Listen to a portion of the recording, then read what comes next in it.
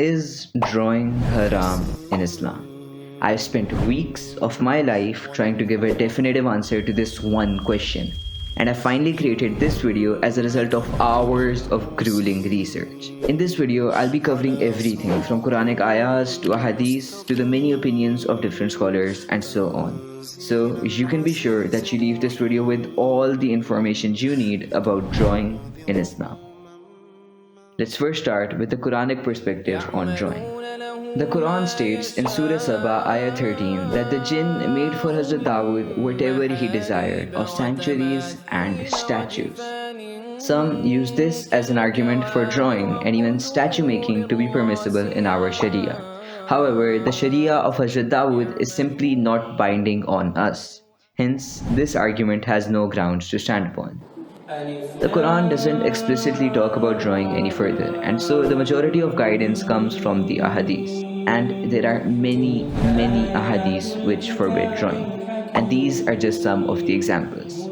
These all seem to completely forbid drawing, but two other Ahadith, namely Sahih al-Bukhari 3225 and 2225, give us a more detailed understanding. The first hadith says that the angels do not enter a house wherein there is a dog or a picture of a living creature. Then the second hadith tells us the story of a painter who came to Ibn Abbas and asked for a religious verdict about paintings.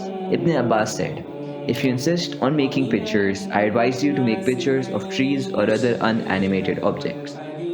From these two ahadiths, we learn that drawing is permissible and that there is nothing wrong with it, but the haram lies within drawing animate creatures.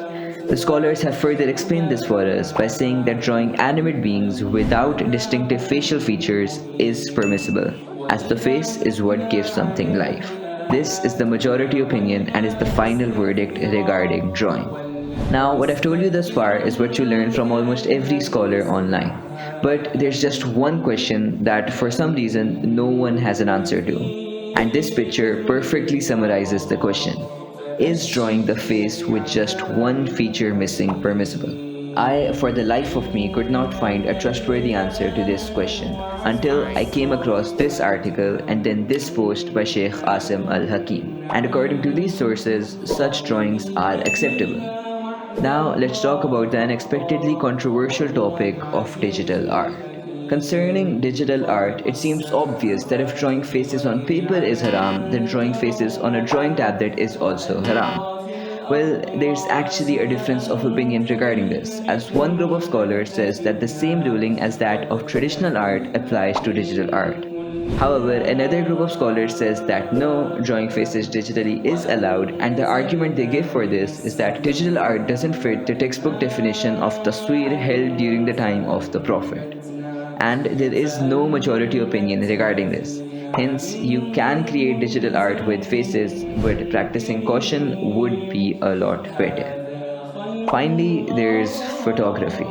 There's three different opinions regarding this. The first group of scholars states that both photography and videography are prohibited and fall under the cover of taswir in Arabic.